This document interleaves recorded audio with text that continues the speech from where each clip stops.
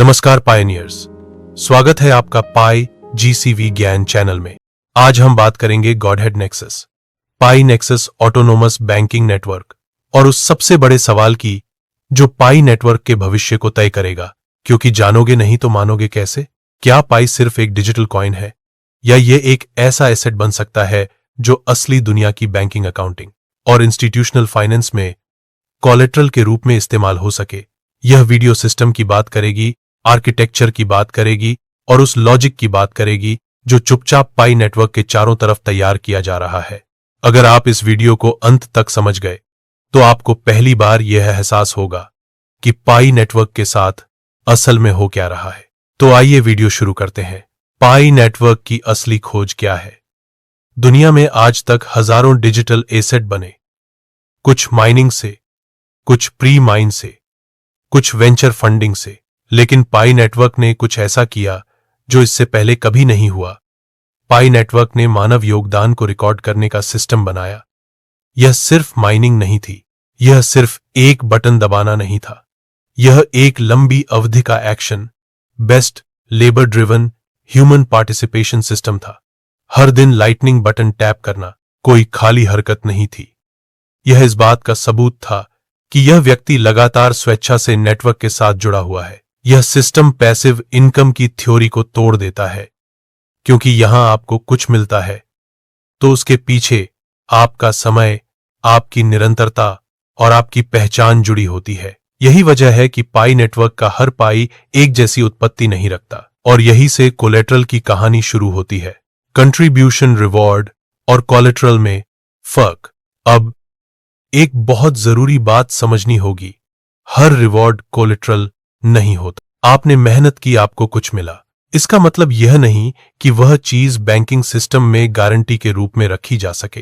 Collateral बनने के लिए 4 सवालों का जवाब देना जरूरी होता है। पहला, क्या यह एसेट किसी वैध और वेरीफाइबल स्रोत से पैदा हुआ है? दूसरा, क्या यह एसेट स्पेकुलेशन, आर्बिट्राज और प्राइस एक्सपेक्टेशन से दूर रहा है? तीसरा, क्या इसे हर होल्डर के लिए एक जैसे नियमों के तहत ऑडिट किया जा सकता है? चौथा, क्या यह वेरिफिकेशन इररिवर्सिबल है, यानी बदला नहीं जा सकता? अगर इन चारों का जवाब हां नहीं है तो वह एसेट कभी भी इंस्टीट्यूशनल फाइनेंस में कोलेटरल नहीं बन सकता। पाई नेटवर्क यह बात शुरू से जानता था, इसलिए उसने खुद को कोलेटरल डिक्लेयर नहीं किया, उसने सिर्फ कंट्रीब्यूशन रिकॉर्ड किया। पाई नेक्सस ऑटोनोमस बैंकिंग नेटवर्क क्या है? अब यहां एक नया नाम आता है, पाई नेक्सस ऑटोनोमस बैंकिंग नेटवर्क। यह कोई आम बैंक नहीं है, यह कोई पेमेंट ऐप नहीं है, यह एक इंस्टीट्यूशन ग्रेड फाइनेंशियल इंफ्रास्ट्रक्चर की कल्पना है। इस सिस्टम की सबसे बड़ी शर्त है, यह बिना कोलेटरल के काम ही नहीं करता। यह सिस्टम यह मानकर चलता है कि हर एसेट पहले से वेरीफाइड है, और सबसे अहम बात, यह सिस्टम खुद से वेरिफिकेशन नहीं करता। क्यों? क्योंकि सेल्फ सर्टिफिकेशन इंस्टीट्यूशनल दुनिया में अमान्य होता है। इसीलिए यहां जरूरत पड़ती है एक एक्सटर्नल प्यूरिफिकेशन लेयर की। गॉडहेड नेक्सस क्या है? यहीं पर गॉडहेड नेक्सस, या जिसे टेक्निकली कहा गया स्टेलर पाई कॉइन SDK, यह कोई पाई नेटवर्क का हिस्सा नहीं है, और यह बात खुद इसके डॉक्यूमेंटेशन में बार बार लिखी गई है। कोई एफिलिएशन नहीं, कोई प्रमोशन नहीं, कोई प्राइस डिस्कशन नहीं। लेकिन फिर सवाल उठता है, अगर इसका पाई से कोई लेना देना नहीं तो यह पाई जैसे कंट्रीब्यूशन पैटर्न को इतनी गहराई से क्यों समझता है? इसका जवाब बहुत सीधा और बहुत गहरा है। जिस दिन कोई ऑडिट सिस्टम जिस सिस्टम को ऑडिट कर रहा है उसी से जुड़ जाए, उस दिन ऑडिट खत्म हो जाता है। गॉडहेड नेक्सस जानबूझकर बाहर खड़ा है। यह न तो एसेट बनाता है, न उसे बेचता है, न उसकी कीमत बताता है। यह सिर्फ एक काम करता है, यह देखता है कि जो पाई आया है क्या वह कोलेटरल बनने लायक है या नहीं। सोरोबन स्मार्ट कॉन्ट्रैक्ट्स क्यों? अब यहां सबसे टेक्निकल लेकिन सबसे जरूरी हिस्सा आता है। गॉडहेड नेक्सस किसी सर्वर पर नहीं चलता, किसी कमेटी से नहीं चलता, यह चलता है सोरोबन स्मार्ट कॉन्ट्रैक्ट्स पर। इसका मतलब है एक ही इनपुट तो एक ही आउटपुट, कोई इंसानी फैसला नहीं, कोई दया नहीं, कोई अपवाद नहीं। यहां नियम कोड बन चुके हैं, और जब नियम कोड बन जाते हैं तो उन्हें बदला नहीं जा सकता। यही वजह है कि इसे पॉलिसी नहीं फिजिक्स कहा जा रहा है। कंट्रीब्यूशन कैसे अकाउंटिंग यूनिट में बदलता है। आइए अब एक बहुत गहरे सवाल से शुरुआत करते हैं। जब कोई व्यक्ति रोज लाइटनिंग बटन टैप करता है, नोट चलाता है, लोगों को इनवाइट करता है, नेटवर्क के नियमों का पालन करता है, तो असल में वह क्या पैदा कर रहा है? सिर्फ पाई नहीं, वह एक अकाउंटिंग रिकॉर्ड पैदा कर रहा है।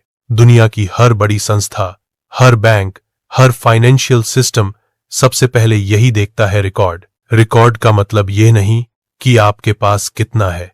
रिकॉर्ड का मतलब है यह कहां से आया, कब आया, किस नियम के तहत आया, और क्या वह नियम सबके लिए एक जैसा था या नहीं। पाई नेटवर्क का असली इनोवेशन यहीं पर छिपा है। यह सिस्टम हर यूजर को एक जैसे नियमों के तहत एक लंबे समय तक ट्रैक करता है। यह शॉर्टकट सिस्टम नहीं है। आप आज आए कल बड़े हो गए, ऐसा यहां नहीं होता। यही वजह है कि यह सिस्टम धीमी गति से चलता है, लेकिन जो सिस्टम धीरे चलता है वही सिस्टम अकाउंटिंग के लायक बनता है। क्यों? धैर्य एक फाइनेंशियल क्वालिटी है। अब यहां एक शब्द आता है जिसे लोग आमतौर पर आध्यात्मिक मानते हैं, धैर्य। लेकिन इंस्टीट्यूशनल दुनिया में धैर्य एक क्वालिटी है। जो व्यक्ति या जो सिस्टम लंबे समय तक एक ही नियम, एक ही अनुशासन और एक ही व्यवहार को निभा सकता है, वह सिस्टम कम जोखिम वाला माना जाता है। पाई नेटवर्क में डेली टैपिंग कोई गेम नहीं था, यह धैर्य का प्रमाण था। आपने कोई पैसा नहीं लगाया, आपने कोई जल्दबाजी नहीं की, आपने कोई लालच नहीं दिखाया, आपने सिर्फ नियम का पालन किया। यही कारण है कि पाई नेटवर्क पैसिव इनकम की बहस को अपने आप खत्म कर देता है। यह इनकम नहीं, यह रिकॉर्डेड पार्टिसिपेशन है। और जब पार्टिसिपेशन रिकॉर्ड हो जाता है तो वह अकाउंटिंग यूनिट बनने की दिशा में पहला कदम रख देता है। इंस्टीट्यूशंस सिस्टम को कैसे पढ़ती हैं? अब यह समझना बहुत जरूरी है कि आम यूजर और इंस्टीट्यूशन किसी सिस्टम को एक नजर से नहीं देखते। आम यूजर पूछता है, कीमत क्या है? इंस्टीट्यूशन पूछता है, रिस्क क्या है? आम यूजर देखता है, चार्ट ऊपर जा रहा है या नहीं। इंस्टीट्यूशन देखता है, क्या यह सिस्टम किसी दबाव में टूट सकता है। पाई नेटवर्क शुरू से ही इस नजर से बनाया गया था। यहां कोई प्री सेल नहीं, कोई वेंचर का दबाव नहीं, कोई लिस्टिंग की जल्दी नहीं। यह सब जानबूझकर नहीं किया गया, क्योंकि जिस सिस्टम पर जल्द अमीर बनने की भीड़ चढ़ जाती है, वह सिस्टम कभी भी इंस्टीट्यूशनल भरोसे लायक नहीं रहता। यही कारण है कि पाई नेटवर्क लोगों को आकर्षित करता है, लेकिन लालच नहीं देता। गॉडहेड नेक्सस का प्यूरिफिकेशन लॉजिक। अब हम फिर लौटते हैं गॉडहेड नेक्सस पर। प्यूरिफिकेशन का मतलब साफ करना नहीं है, प्यूरिफिकेशन का मतलब है अलग करना। यह सिस्टम हर पाई को एक तराजू पर रखता है और पूछता है, क्या यह पाई एक ही नियम के तहत लंबे समय में पैदा हुआ? क्या इसमें स्पेकुलेशन की गंध है? क्या इसमें मिक्सिंग के संकेत हैं? अगर जवाब थोड़ा सा भी संदेह पैदा करता है तो सिस्टम रुक जाता है। कोई समझौता नहीं, कोई भावनात्मक फैसला नहीं। यही वजह है कि टेस्ट सूट में असफलता ज्यादा दिखाई देती है, क्योंकि इंस्टीट्यूशनल सिस्टम सक्सेस नहीं, फेलियर से भरोसा बनाते हैं। क्वारंटीन का मतलब रिजेक्शन नहीं। एक बहुत जरूरी बात यहां समझनी होगी। जब गॉडहेड नेक्सस किसी पाई को क्वारंटीन करता है तो इसका मतलब यह नहीं कि वह बेकार है। इसका मतलब है यह अभी कोलेट्रल बनने लायक साफ नहीं है। इंस्टीट्यूशनल भाषा में क्वारंटीन एक सुरक्षा कदम होता है। यह कहता है, हम इसे अभी सिस्टम के केंद्र में नहीं लाएंगे। यह बहुत बड़ी बात है, क्योंकि अधिकतर सिस्टम या तो स्वीकार करते हैं या फेंक देते हैं, लेकिन यहां तीसरा रास्ता है। यही इस आर्किटेक्चर की परिपक्वता दिखाता है। क्यों यह सब चुपचाप हो रहा है? अब सबसे बड़ा सवाल, अगर यह सब इतना बड़ा है तो शोर क्यों नहीं? कोई प्रेस रिलीज क्यों नहीं? कोई मार्केटिंग क्यों नहीं? क्योंकि इंस्टीट्यूशनल सिस्टम कभी शोर नहीं करते। वह पहले स्ट्रक्चर बनाते हैं, फिर स्टैंडर्ड बनाते हैं, फिर धीरे धीरे उसे अपनाते हैं। जब तक आम लोग समझते हैं तब तक फैसले हो चुके होते हैं। गॉडहेड नेक्सस का रिलीज एक घोषणा नहीं थी, यह एक सिग्नल था। उन लोगों के लिए जो कोड पढ़ते हैं, टेस्ट देखते हैं और लॉजिक समझते हैं। पाई का असली ट्रांजिशन। अब यहां एक बहुत गहरी लाइन है। पाई कॉइन से यूनिट में बदल रहा है। कॉइन भावनाओं से चलता है, यूनिट नियमों से चलता है। जब कोई एसेट यूनिट बनता है तो उसकी कीमत बात करने का विषय नहीं रहती, उसकी वैलिडिटी बात करने का विषय बनती है। और यही ट्रांजिशन सबसे कठिन होता है, क्योंकि यह रास्ता धीमा है, उबाऊ है और धैर्य मांगता है, लेकिन यही रास्ता स्थायी होता है।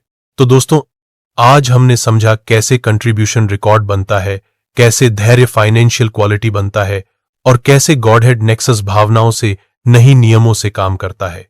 पाई नेक्सस ऑटोनोमस बैंकिंग नेटवर्क का आंतरिक ढांचा। अब तक हमने कंट्रीब्यूशन वेरिफिकेशन और प्यूरिफिकेशन की बात की, लेकिन अब सवाल यह है, आखिर यह सब जाता कहां है? पाई नेक्सस ऑटोनोमस बैंकिंग नेटवर्क को अगर साधारण शब्दों में समझें तो यह पैसा रखने की जगह नहीं, यह नियम रखने की जगह है। यह सिस्टम बैलेंस नहीं देखता, यह बिहेवियर देखता है। हर एसेट जो इस नेटवर्क में प्रवेश करता है, पहले यह साबित करता है कि वह किस नियम के तहत बना है। यह नेटवर्क खुद कोई मूल्य तय नहीं करता, यह सिर्फ यह तय करता है कि कौन सा एसेट किस लेयर में बैठ सकता है। और यही इंस्टीट्यूशनल बैंकिंग की असल पहचान होती है। कोलेट्रल लेयरिंग क्या होती है? अब यहां एक बहुत महत्वपूर्ण कॉन्सेप्ट आता है, कोलेट्रल लेयरिंग। आम यूजर सोचता है कोलेट्रल मतलब एक चीज एक कीमत, लेकिन असल में कोलेट्रल कई लेयर में होता है। पहली लेयर स्रोत की शुद्धता, दूसरी लेयर व्यवहार की निरंतरता, तीसरी लेयर मिक्सिंग से दूरी, चौथी लेयर ऑडिटेबिलिटी। पाई नेटवर्क पहली दो लेयर खुद बनाता है, लेकिन तीसरी और चौथी लेयर खुद नहीं बना सकता। यहीं पर गॉडहेड नेक्सस बीच में आता है और यहीं से पाई नेक्सस नेटवर्क काम करना शुरू करता है। क्यों यह नेटवर्क उपभोक्ताओं के लिए नहीं है? अब यह बात बहुत साफ समझनी होगी। पाई नेक्सस ऑटोनोमस बैंकिंग नेटवर्क आप और मेरे लिए नहीं बना, यह उन सिस्टम्स के लिए बना है जो हमसे बड़े हैं। सरकारें, अंतर्राष्ट्रीय संस्थाएं, गवर्नेंस बॉडीज, सेटलमेंट नेटवर्क, ये सब भावनाओं से नहीं चलते। इन्हें फर्क नहीं पड़ता कितने लोग खुश हैं, इन्हें फर्क पड़ता है सिस्टम फेल होगा या नहीं। इसीलिए यह नेटवर्क कंज्यूमर फ्रेंडली नहीं, इंस्टीट्यूशन फ्रेंडली है। यही वजह है कि इसकी भाषा ड्राई है, कोड है और टेस्ट है। सेल्फ कस्टडी बनाम इंस्टीट्यूशनल कस्टडी। अब एक और फर्क समझते हैं। सेल्फ कस्टडी आपकी आजादी का प्रतीक है, लेकिन इंस्टीट्यूशनल कस्टडी जवाबदेही का प्रतीक है। जब कोई एसेट इंस्टीट्यूशनल कस्टडी में जाता है तो वह अकेले आपका नहीं रहता, वह नियमों का हो जाता है। पाई नेटवर्क लोगों को सेल्फ कस्टडी सिखाता है। गॉडहेड नेक्सस इंस्टीट्यूशनल कस्टडी के लिए गेटकीपर बनता है। दोनों का काम अलग है, लेकिन दोनों एक दूसरे के बिना अधूरे हैं। क्यों? कीमत की चर्चा जानबूझकर नहीं है। अब एक बहुत संवेदनशील बात आपने गौर किया होगा कि इस पूरे सिस्टम में कहीं भी कीमत की बात नहीं है। यह भूल नहीं है, यह रणनीति है।